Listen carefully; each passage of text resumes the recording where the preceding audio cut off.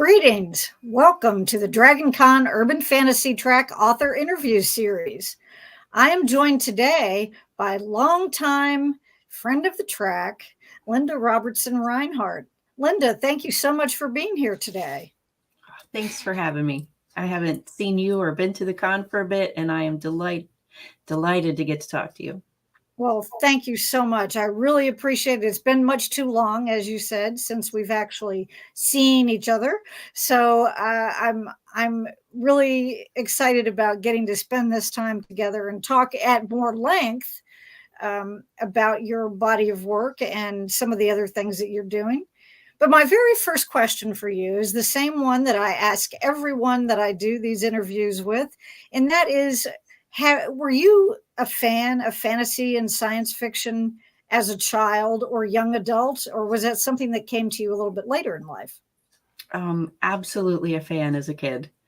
I'm going to age myself here a little bit, but my family had a TV in the living room like everybody, but it was before remotes. And so I would be laying on the floor in front of the TV, and I was the remote for my dad. He would tell me to put it on channel 9 or channel 3 or whatever. And like we'd go from Gunsmoke to Kung Fu to Star Trek and Space 1999, things like that. I loved all of that. I was 6. I think I was 6 when I saw Star Wars at the drive-in my pajamas. Mortified to be in my pajamas in the car with my mom, and space stuff was like, I'm in, all in. You kept hoping that you wouldn't see anybody that you knew, right? Oh, they wouldn't walk by your car. Yeah. My mom had to go to the ladies' room at one point and made me go with her. That was the mortifying part, is being kind of out in public in my pajamas, But right. I will always remember that moment, though, when Princess Leia grabbed the gun away from Luke. I was like, she can do that? A girl can do that? And was like, I was hooked. Yeah, and then after that, well, we're going to get it. We'll delve into your characters, but they certainly, any of them would have done that. So that was probably a good stepping stone or starting point for you, I would imagine. Now, when I first met you back in the early days, or the later days or the mid days or something of the Dark Fantasy track, you were at Con promoting this series, your first published series, the Persephone Alchemy series. This is the first book, so I'm sure that a lot of your current fans are also familiar with that series. But for those who aren't, can you just give what your brief elevator pitch description of that series would be? Well, I didn't rehearse this. That's okay. That's okay. I know. It's Persephone is a witch in Cleveland with a werewolf boyfriend and a vampire lord who thinks he should be her boyfriend. But as she finds out that she has a destiny as the Lystrata, it's about the journey towards that destiny, I guess. Okay. Lots of go ahead. I'm sorry. I was going to say lots of hijinks and mayhem, and things get dark, but things are funny sometimes. It's a little well-rounded stories, I think. Right. It's quite a mix of those two things, and I think that that makes it, a really good example of urban fantasy, especially from that time period. That those aspects were, mixed in quite as well. That perfect blend, as I call it. And there's always the mystery and the suspense and all of that. And for those people unfamiliar, this series does have 6 books, and that so enjoy and go looking for them. Now, your next series and most recent one that came out is the Eminence series, and this is the first book. You get it covered up there in the so that I'm covering up the whole camera. It's like, where'd she Yeah. go? Um, and tell us a bit about that one, because that one has taken a decidedly darker turn. So, what can you tell us about that series?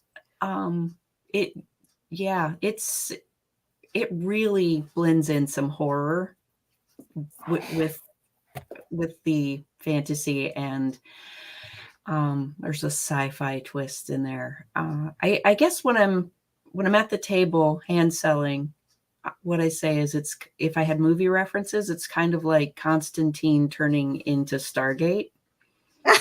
That's great. I love Yeah, it. it's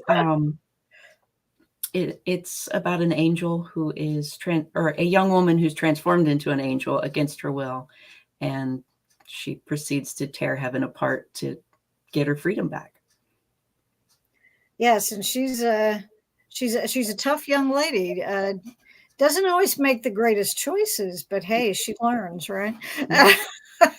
Yep. And then we have, which came out around the same time, I guess, as the first book. It was Mhm. this Widow's Bridge, your collection of short stories, and those kind of cover a gamut of things. They're related to your series, and some are not. Correct? Yeah.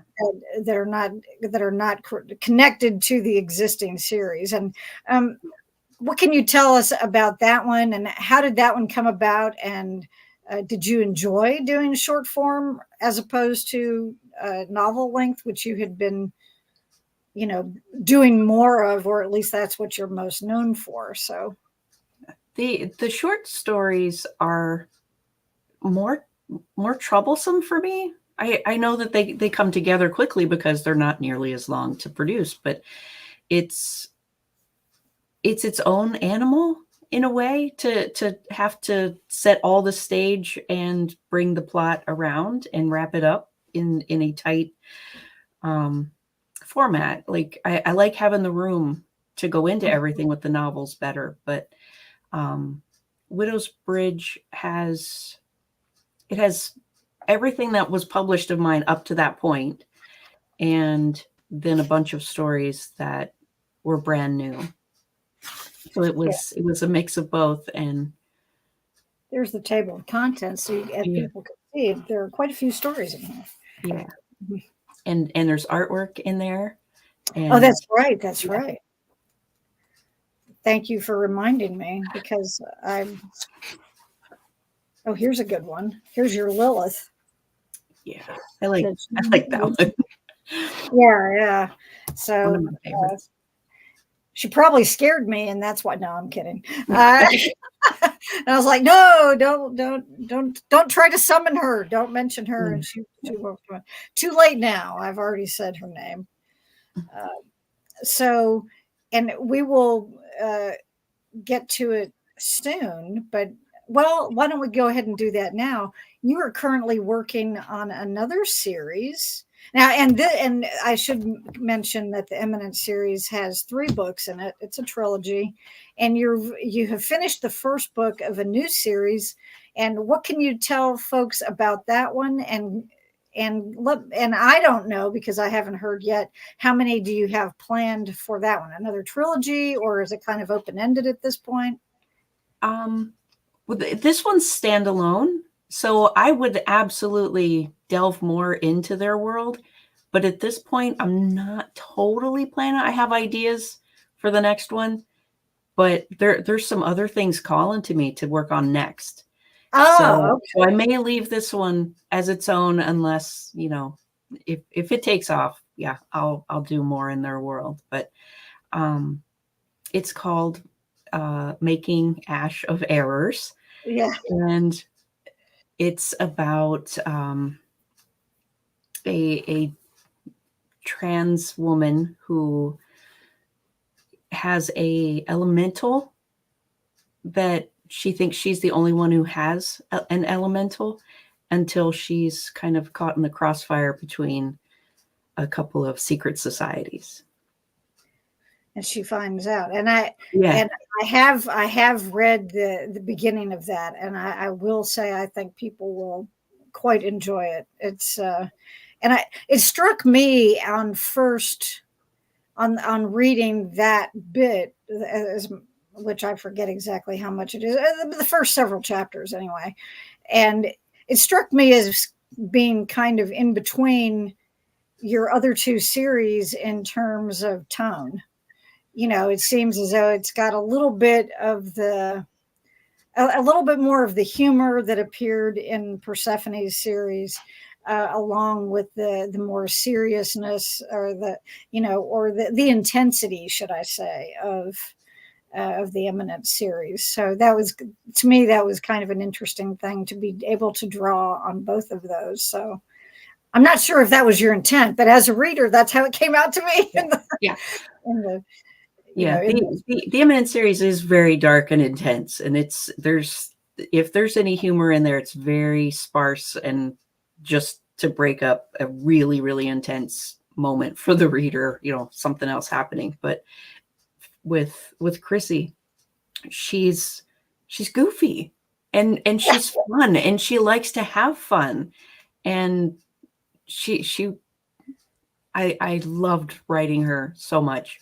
That whole story is just it feels like making Asho Airs is lighter, in that I didn't have to do as much world building, so I just got to tell the story. I didn't have to explain how things work so much. Like with the Eminent series, all of the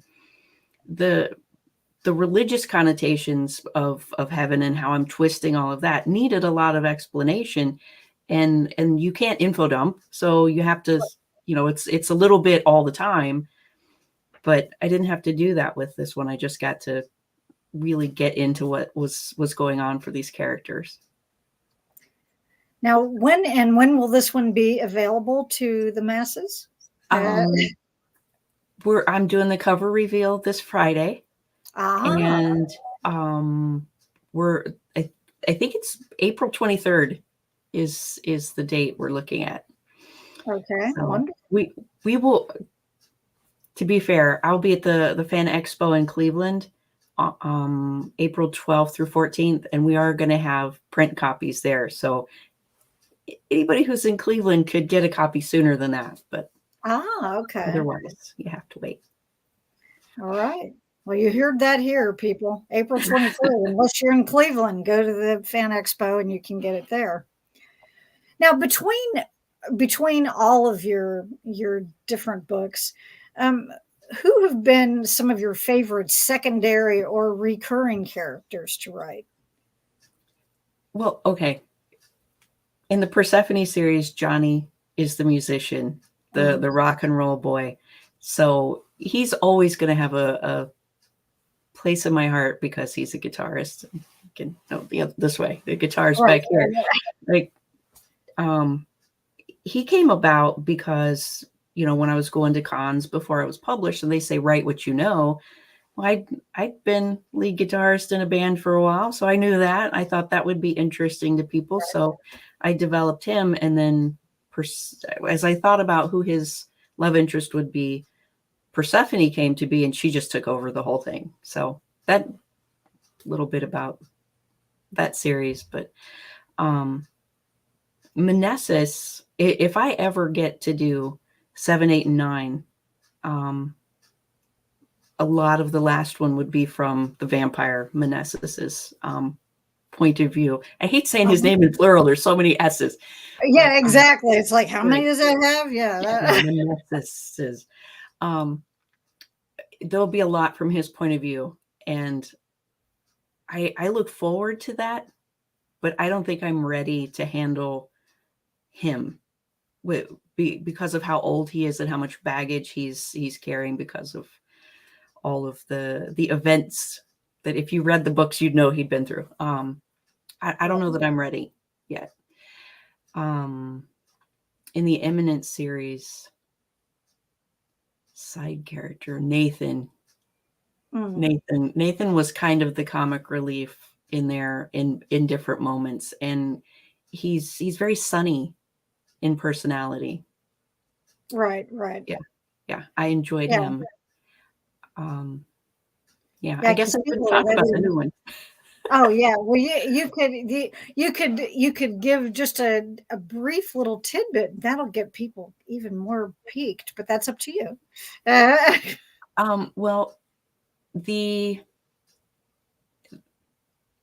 if you can mention the it without giving away a major plot point or something. well, okay. Uh, I've already said there's Chrissy, and she's the yeah. main character.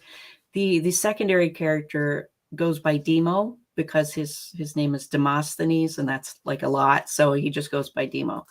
And he's the bad boy who's on the run, who's looking over his shoulder all the time because he has escaped from one of the secret societies. And of course, their paths are going to cross, and a little bit of sparks flying. Well, there you have it, people. So you got to check out Making Ash of Errors. Yes. Now, do you have some favorite antagonists that you've had? I mean, the whether it's the an overarching villain from the whole series, or and not necessarily a villain, but as I said, an antagonist, someone who is a problem for your main character. Um, in the Persephone series, the I guess who stands out to me, I know that her name is Eva Demonique, and she has Oh, a candy store, and she does not like Persephone at all, and she's one of my favorites. But what was the gosh, it's been so long since I wrote the Persephone books. The three sisters in the last couple of books, they they they were very twisted. They were a lot of fun. yeah. Sometimes the twisted ones, yeah.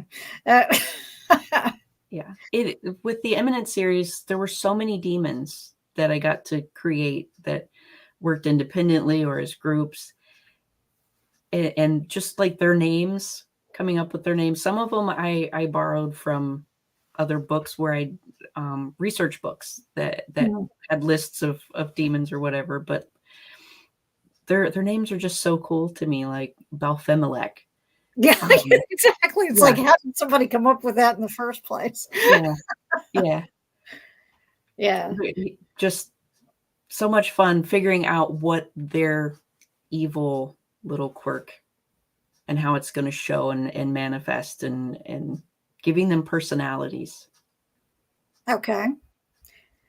Now, what would you say that you feel the major differences between Persephone and Jovienne are, and how are they alike? How are they most alike, or are they at all? Um, well, to me, Persephone is about 25, 26, and Jovienne is 19. So, Hmm. as a mom of four boys, the youngest of which is about to be 22, I've seen that difference in boys up close. There's a world of difference between 19 and 25. There's so much life where, the start of coming into your own versus, a couple of years of experience being an adult on your own. There's so much more maturity in Persephone. She's she's a college graduate. She has a job that she likes. She has a couple of side hustles, and she has, good friend base, and she's happy. And to contrast that, Jovienne is not happy. She's she would have had school until about second or third grade, and then she ended up with Andre teaching her. So it would have been homeschooling, but really homeschooling would have been the light part. It would have been much heavier into training how to kill demons. And she's been doing that sequestered in San Francisco. So she doesn't have any friends, and she doesn't really move around in the day and know what people do. There's no TV.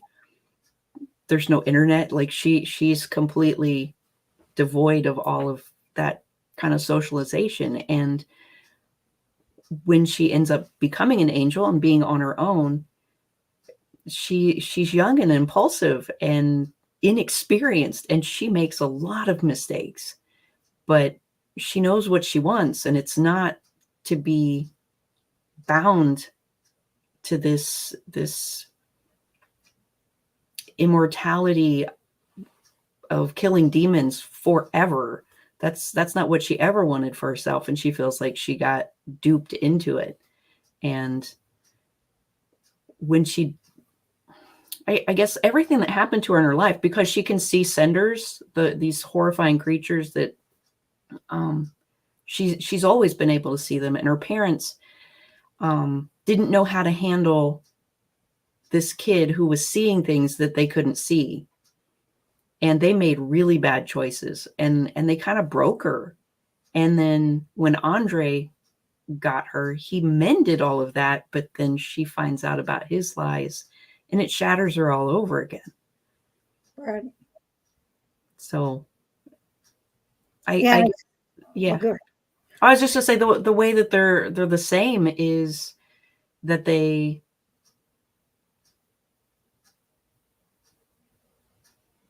I guess they know what they want, and they're gonna go get it. They are determined young ladies. Yeah. Okay.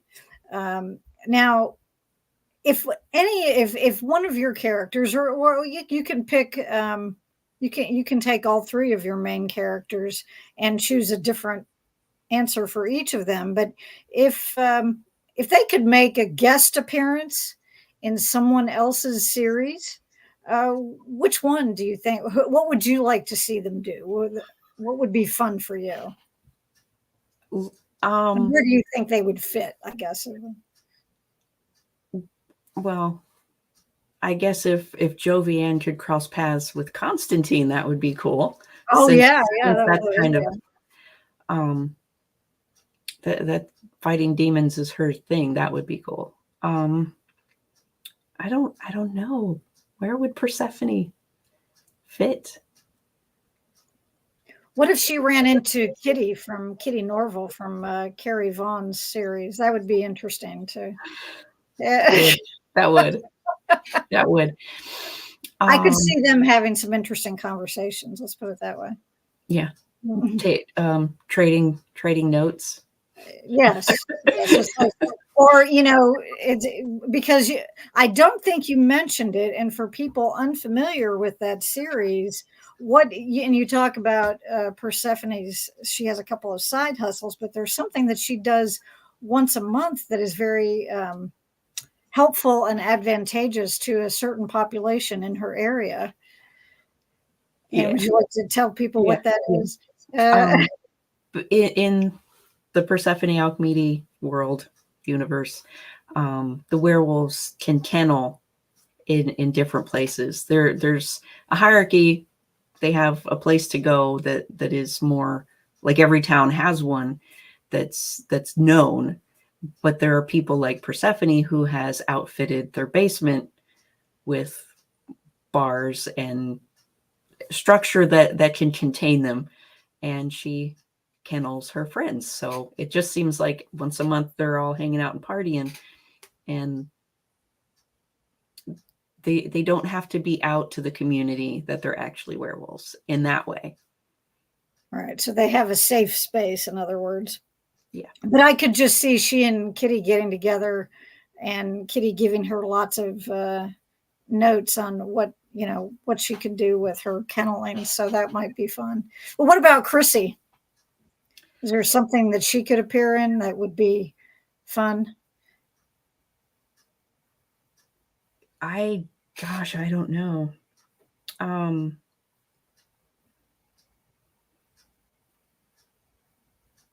drawing a blank. I don't Well, know. if it comes to you, then you can let me know. Plus, Okay. she's very new. She's very new. So, I mean, she's not brand new to you, but she's newer than some of the others. So, um, she's very unique anyway. Maybe she just needs to run her own thing. Now, out of all of your books that you've written, do you have a personal favorite? Is there one that either you were most pleased, like, for example, was the process and the writing of it the most smooth, or was the final, the final result something that you were most proud of or most pleased with? Either one. Um, well, when I originally planned the Persephone series, I thought there would be 8. But when I started to write the second book, like that's not my notes. I don't know where that second book came from, and it just Oh, poof. The whole thing just seemed to emerge on the page so easily and so quickly. And I think it's probably from the feedback that I've gotten, it's like one of the fan favorites of that series is number 2. But number 3 is my favorite uh, because of what happens in that one. The ending specifically, I cried so much at the end of that one, writing those final scenes, and it moved me more than anything else has. And it's still, even after all these years, that's the one. okay. And if it can make you cry, then you know, it had to have done so for others as well. So that's, I'm sure that's a satisfying feeling. Now, was there one of your books that from the other side of this, was there one that you particularly struggled with that was a little more difficult, either, you know, just the process of it, for whatever reason? Well, I will just say the series of the Eminent series. Um, the first book, Jovian, was published by a small press that went under 6 months later, Yeah, yeah. so it didn't really get a chance. And having the career stuff that I've dealt with, that made me decide I'm gonna self-publish this one. And I didn't want to put it out and then write the next one and put it out and write the next one the way that I did with the Persephone books. I wanted to have all 3 of them done before I put them out. And then COVID happened, Yeah. and The those world changed, yeah. yeah, yeah. The first book, Jovian, that became Covenant with the Devil, is significantly different than what Jovian was. In the original, there were things that think I needed her to be more feminist than she Oh, was okay. in the first version. There were things that happened to her that she didn't rally against, that she was going to give in, and that didn't sit well. And so I modified those when we went to the Eminent series. So I had to rewrite a significant amount of that book. But I guess when COVID happened and my then junior Thomas was in the house, and my husband Scholar was just not going into work. He's in the house. I'm used to everybody leaving, and that's when I work. So Mhm, everything's right. quiet, and I know where everybody is, and I know I won't be disturbed. And then these people were in my house, and they weren't leaving. Yeah. And it's not like I don't want them to be here, but the mom brain was like, "Oh, I wonder if they need a sandwich. I wonder if Right, they're gonna right. have lunch. I should go check." And it was like I wasn't me, I was mom. Right. And I'm not to my husband, you know what I mean. But like being the only woman in the house, there's roles you're supposed to fill or whatever that. And I know I just spoke about, you know, feminist stuff, so I sound like I'm contradicting myself, but that mom part of my brain just didn't want to shut off, and I wasn't able to work, and I was getting farther and farther behind, and it was making me crazy. I ended up slipping around the clock, shifting my schedule, and I would get up and breakfast would be dinner for them.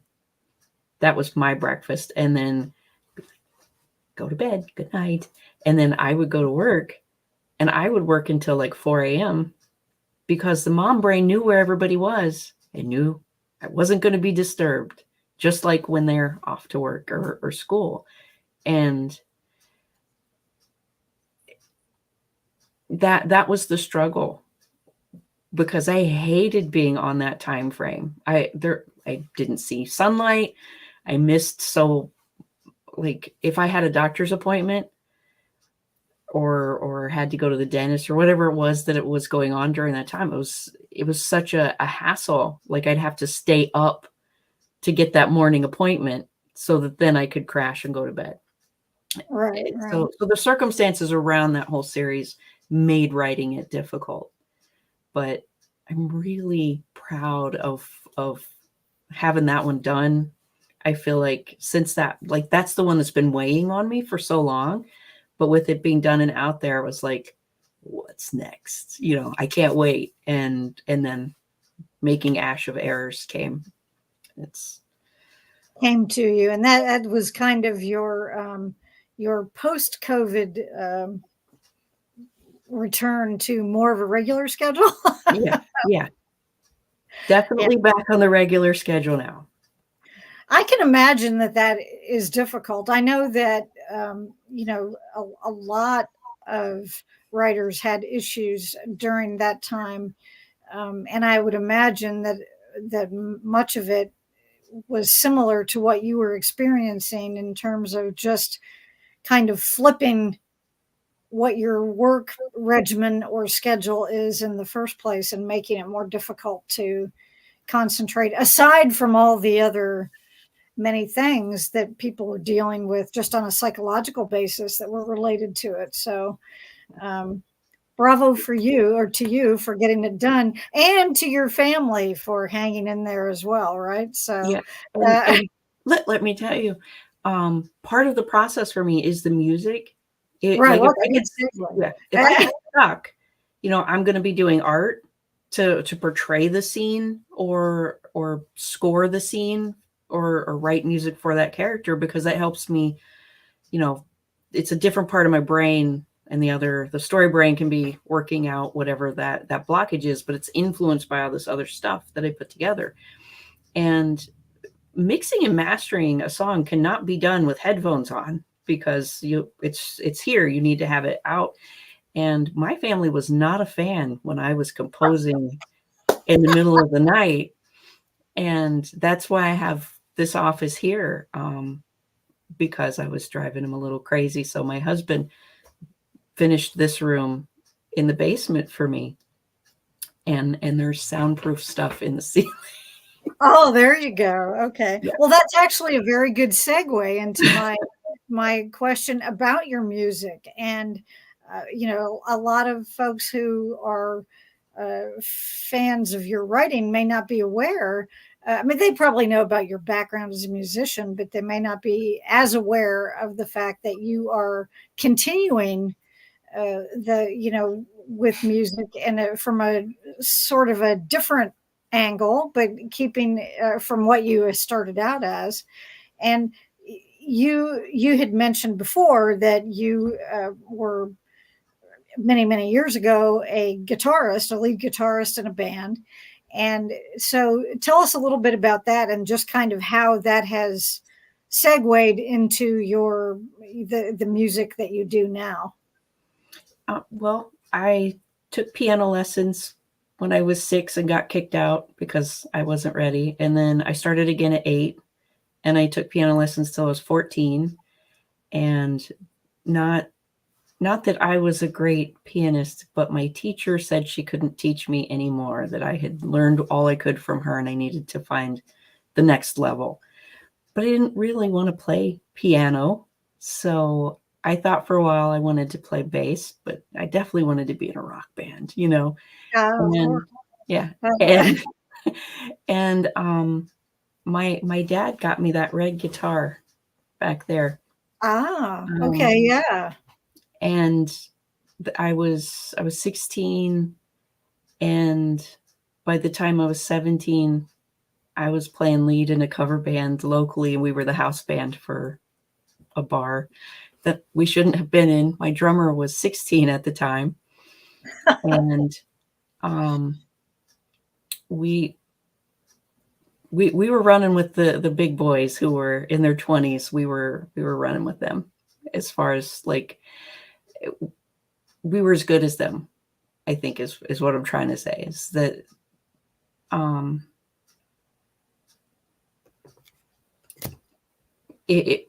we could play what they could play. Right. Even though Okay. we were younger and newer, we were far more driven and serious, I think, than the big dogs. But holding a band together is tough.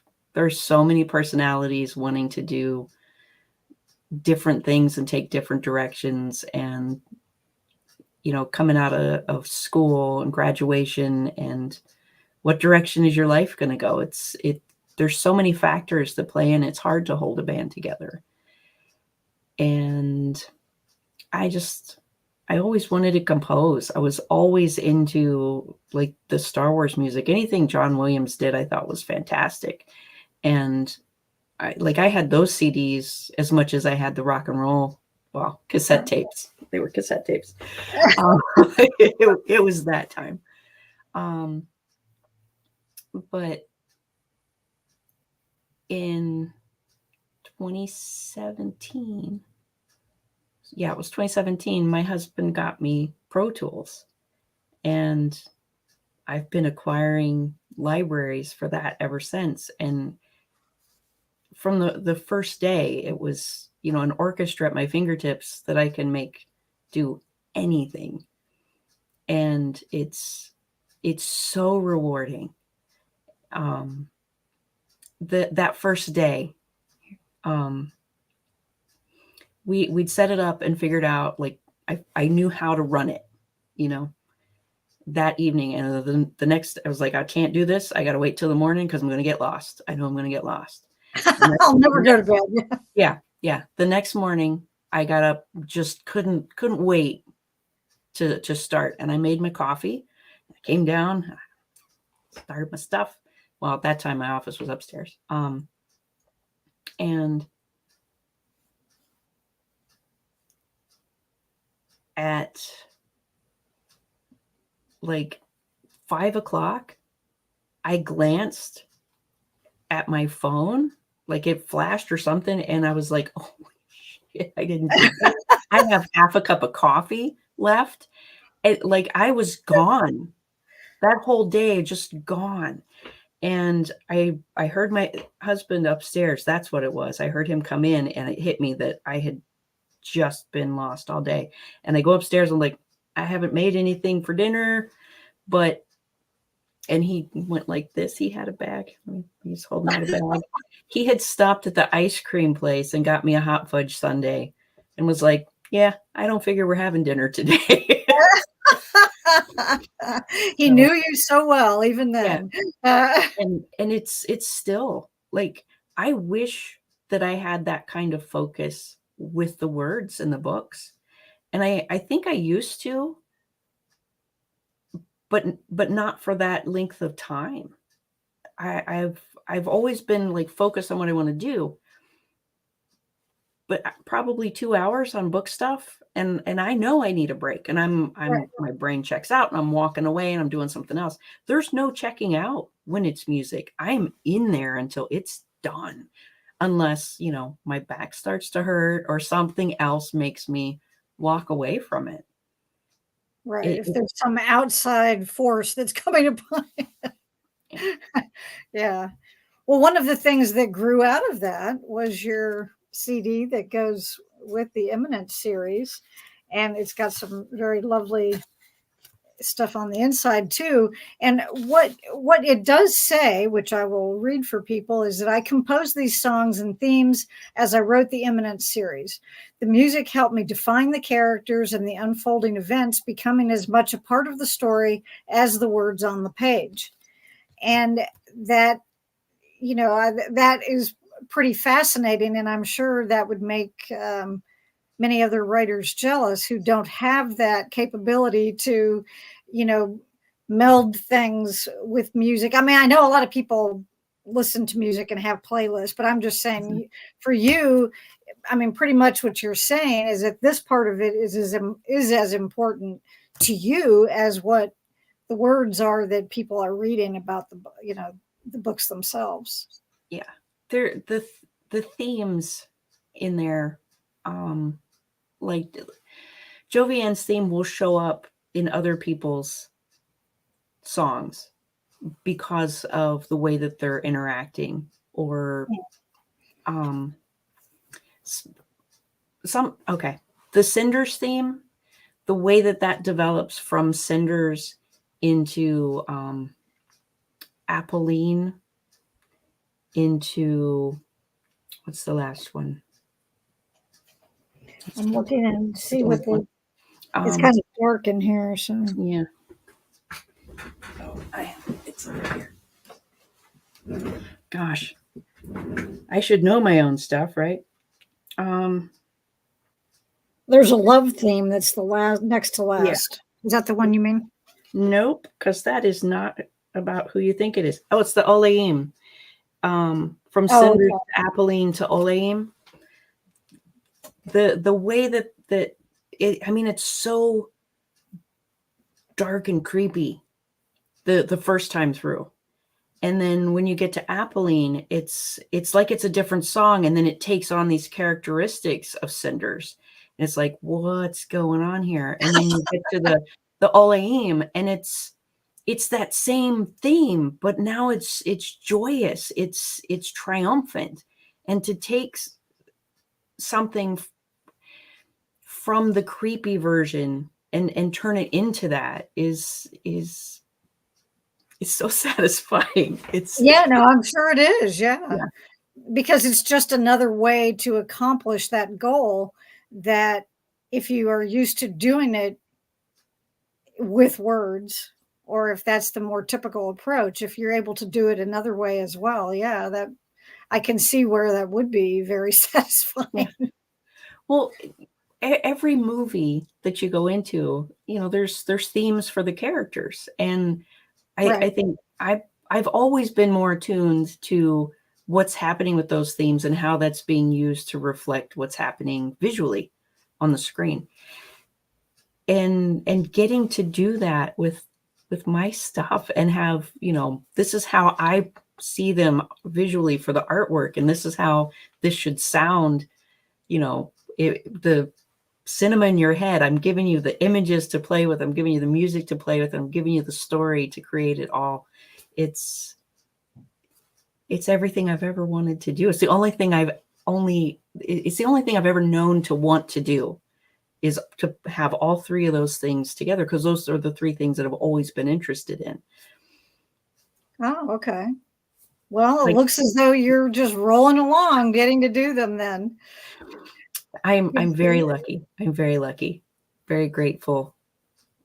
Yeah, and many thanks to Scholar for the Pro Tools, right? In the first place. Now Yes.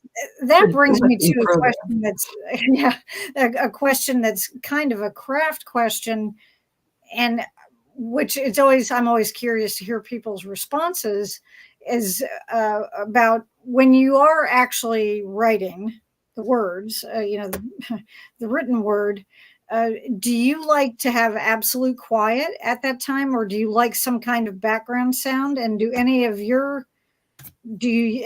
in your case, if you do listen to anything background, is it some of your own stuff that you've developed around the stories? Yes to all of that. Okay. Sometimes I want silence, and sometimes I want like a thunderstorm or a trickling stream. Sometimes I just need that noise, but I don't need the mood to be focused by the tonality or what my brain ascribes to the tonality of music. Um, I like um, the what is it called? It's the binaural beats. Oh, okay. Yeah. Sometimes that will help keep me focused on the words, which, like, as I said, writing, sometimes the words don't come as easy. And that something like that helps when I'm feeling stuck. Like, I don't know why I can't get these words out. Like, I know what I want to do, but it's just not really coming to me.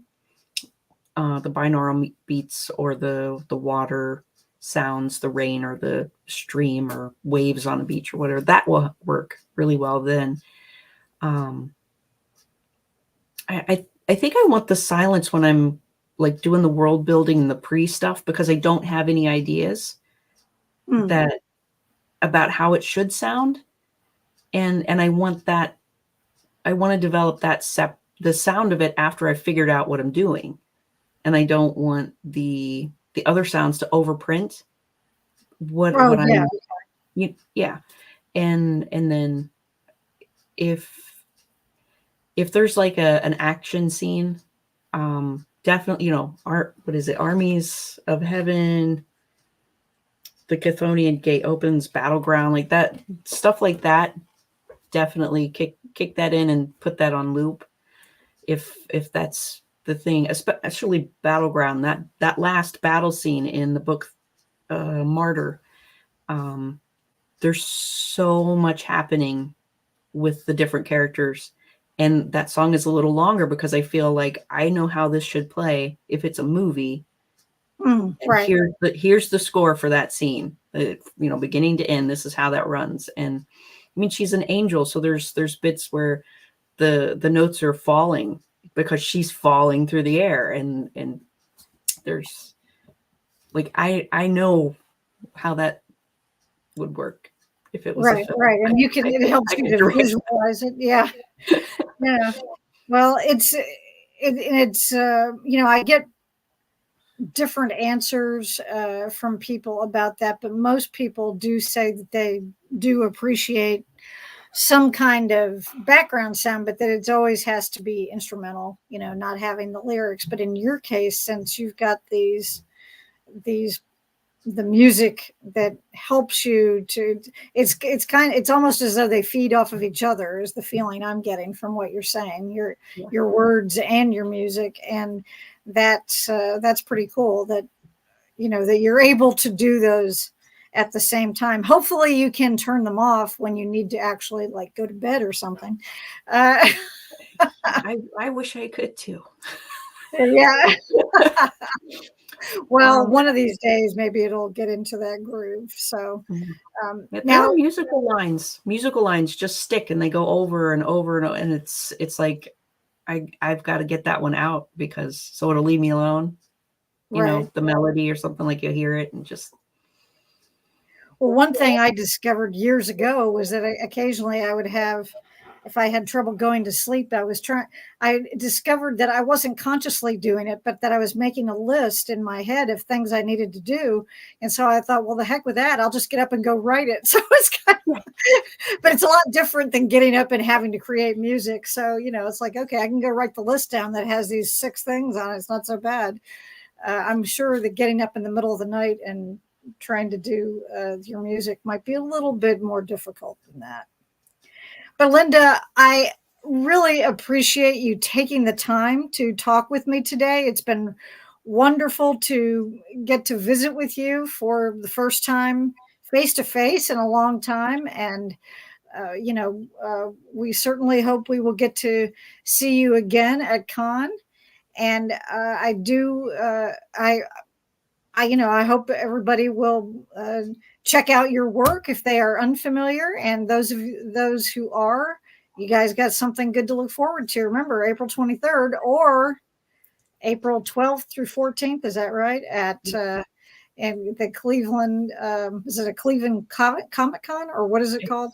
It's the Cleveland Fan Expo. Expo, that's right. Yeah. Okay. All 4 of the Hobbits are going to be there. Oh boy, So, that should be fun. yeah. Something else that you would enjoy as well. And you can find information on Linda's social stuff and website in the body of this video. So make sure and check that out. Also, other things we have coming up this month. Next Monday evening at 8, there will be our Lost Girl Revisited Season 4 discussion, and that will be live at 8 p.m. Eastern. So please check that out if you can. Whether it's live or you watch it later, we hope that you will enjoy it. And Linda, thank you again so much.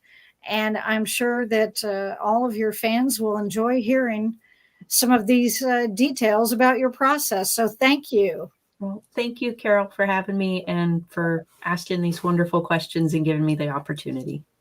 Well, you're quite welcome, and we'll hope to see you soon. And goodbye, everyone.